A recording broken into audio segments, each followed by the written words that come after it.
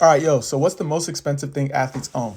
I'm gonna give you a second to guess, or to stitch it and make your own version and answer.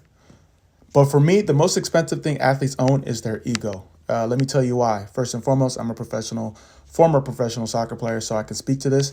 But the most expensive thing athletes own is their ego, and that's because, first and foremost, it's a benefit because without a strong ego, a lot of professional athletes wouldn't go pro. You need to be able to handle adversity. You need to be able to have like the mindset and the confidence to, the odds of making it pro are very minimal. So you need to have that ego, but it's a hindrance when you think of things off the field, and one being your transition, your career transition. You can't be an athlete forever. So how do you, not check your ego at the door, but how do you harness it for positive progression, positive development?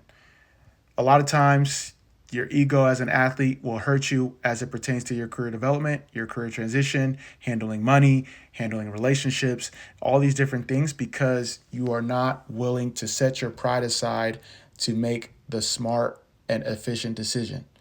Whether it's, understanding and coming to terms with the fact that you're not an athlete anymore, understanding that you might not be making as much money at that moment when you're done playing versus while you're playing. So you might need to take a pay cut, or you might need to take an entry level job and work your way back up, which is hard for a lot of athletes because they've worked their way up from the time they're 5 years old all the way to when they were able to go pro. For me, I went pro at 18. Others, after they go to college, some people retire at 35, some people retire at 26. But that ego mindset, that athlete mindset of I'm invincible, I'm never gonna get hurt, I can work hard and see the results, is different off the field or off the court.